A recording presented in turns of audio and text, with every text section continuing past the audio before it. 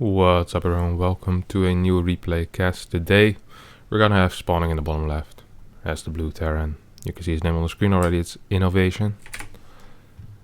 And in the top right spawning as the pink protoss, it's going to be Zest.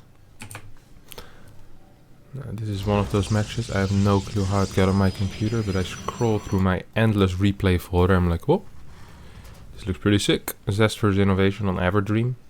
Zest and Inno, of course, have a lot of history. They play each other in a lot of tournaments. I feel like in the past 6-7 months, Innovation has been getting the short end of the stick. Zest PvT has always been fantastic. He's one of those players that a lot of the time, if he has one build order, he's gonna stick with that one build order and then keep doing it until he loses enough with it, basically. This is one of those games, probably from the Oli Molik actually, where Crank does the translations as well from all the crap talk they do to each other. It's very, very funny to see how much Innovation actually talks in these games. On top of being one of the best players in the world, he's also probably the #1 crap talker actually. Now we see Zest opening up with a Nexus B4 core while still getting a wall, which means he might actually have some difficulty fighting against the initial Reaper. This is a Reaper from Barracks first, which is the fastest possible Reaper, not including any kind of proxy Reapers, of course. So Zest did not scout, which means everything is going to be a bit faster than it usually is. The second pylon will be faster, the cybercore will be faster, but there still might be a little window where this Reaper at least will be able to scout what kind of tech Zest is getting. Meanwhile, on the Innovation side of things, we have Marine starting behind this Reaper, followed up by a Factory, of course. Now, Factory is not put next to the Barracks because Reactor Hellion is extremely unlikely from an opening like this.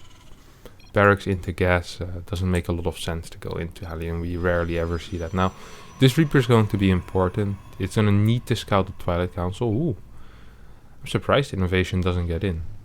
Perhaps not paying as much attention as he would like, because he had a lot of time to go in. As this was a Nexus B4 core, he definitely could have scouted the tech. So a little bit of a mistake there by Innovation to start off with. Not being as sharp as he should be. Does start a bunker as well at home. Not quite sure if that's necessary, honestly, against a Nexus B4 core. So really playing very safe against a relatively late adept, honestly. Like CC will always finish, Hellion will start, and as you see, your Hellion should basically be done by the time the adept arrives and should be able to be pushed back in that case. Now, Zest is not gonna get in, instead he's just gonna scout. He wants to know, hey, is there a Factory on the reactor? Because if that is the case and there is Hellions on the way, he might need to build a bigger wall or be a little more ready with his unit positioning. Now, he's still gonna add something to the wall. We see a robotics facility, we see a blink opener, lots of chrono boost on that blink, by the way. This blink is very fast. Will most likely finish around 425 to 430 if he keeps chrono boosting it. Meanwhile, Innovation has absolutely no clue what is going on. No scout on the Twilight. Does get a scout on the Robo, which is a bit of an indicator that there is a tech structure before it, because this Robo is not fast enough to just be a straight Robo. So we do see Innovation making the correct call and going for a mine drop.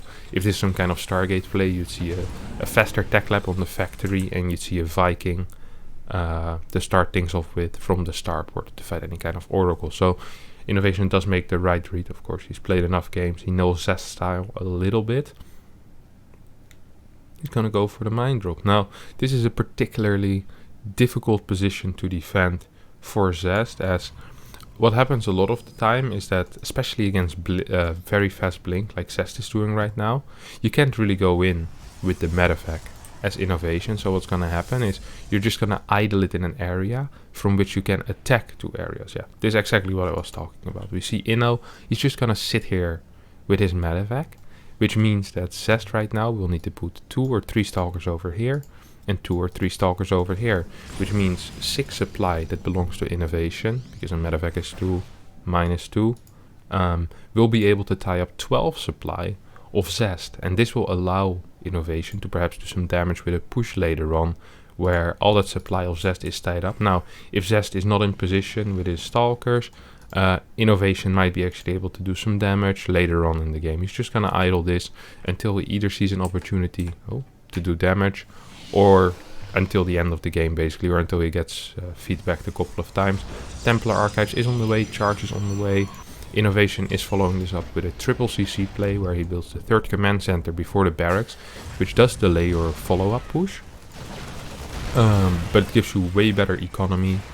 It gives you double eBay for fast upgrades. Now, here we see what I was talking about. I missed it as well. Zest slightly missed it.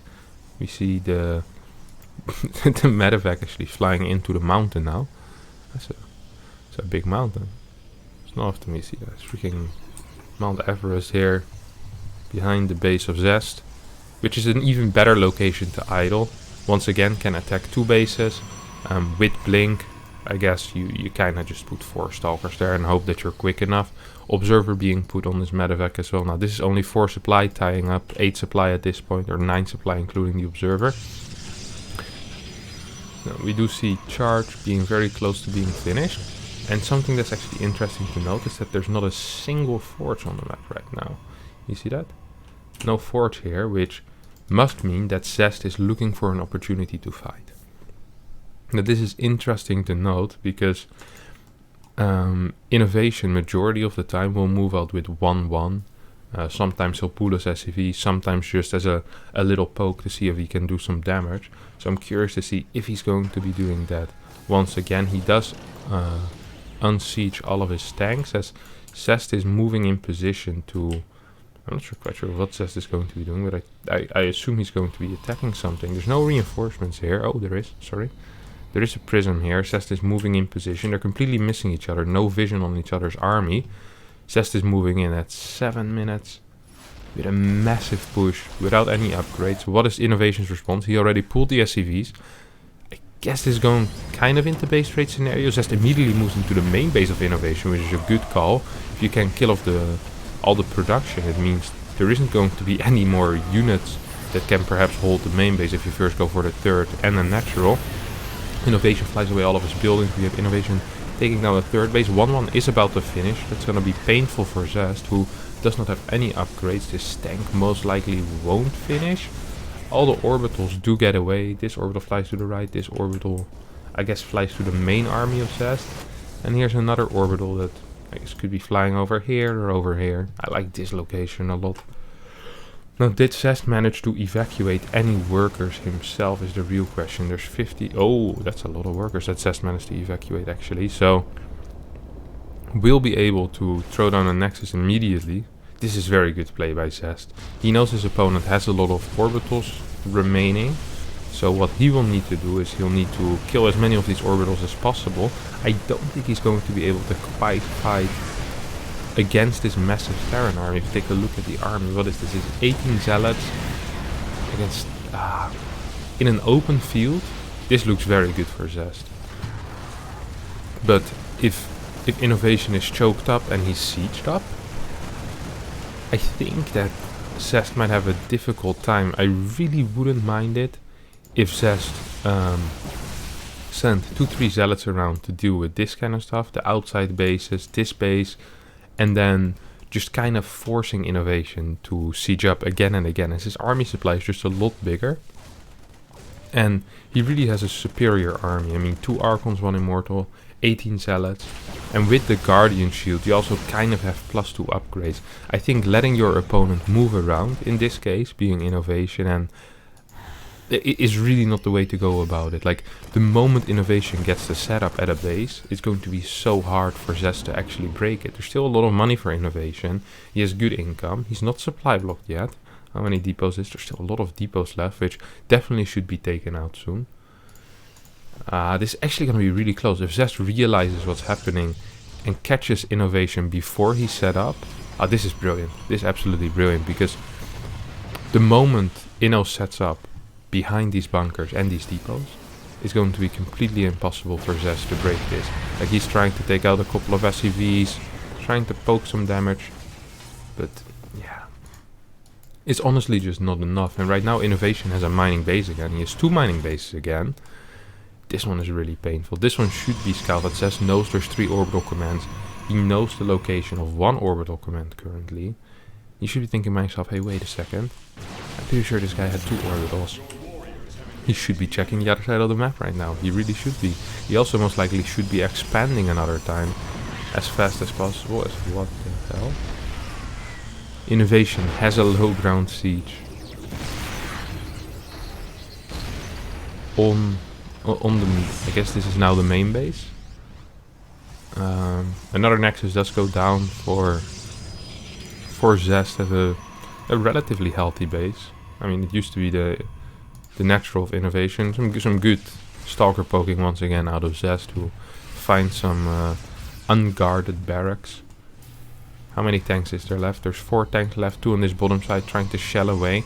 They do have vision of this simulator. Oh, this is really annoying actually, because it's just 3 damage, right? If you can't ever get rid of this Raven, it basically just means every single time this happens, you're gonna be losing, even if it's 100 minerals or 200 minerals. It's gonna suck. And this has been, I think 4 or 5 zealots have gone down already. Now the Stalkers all returning, most likely will blink under this Raven. No, instead we'll be going for the medevac. So, I mean, I think in the end that was a fine trade for Zest, who finally decides it's time to clear up some depots. This base is really hurting him though. As you see, the income is 1900 minerals here for Innovation against the lowly 800 of Zest, who is natural, his second natural. I mean, he had a natural before. Can't really say it's just your natural.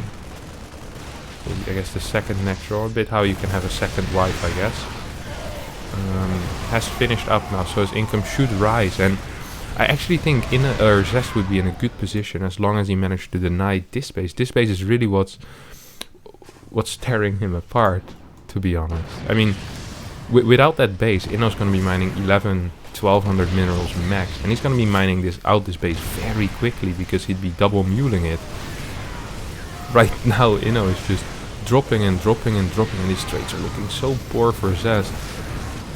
This siege position, like, of course Zest couldn't have known that by taking this base there was going to be a siege position here, because how often is this going to happen, right? Like, it's a new map, and I maybe play like 2 base trades a week, so this kind of position never happens. I don't think Zest honestly was aware of that.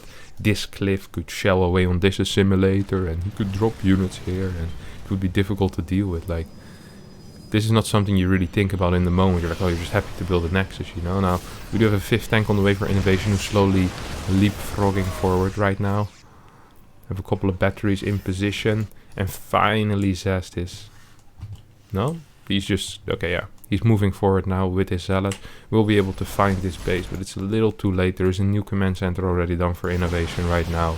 There's no upgrade still for Zest. Zest most likely wants to be going into Storm. That's why we're seeing a Twilight Council here. Kind of like that decision. There's a lot of Marines on the map. I mean, 20 Marines, 5 Marauders. It's nice to have some Storm against that.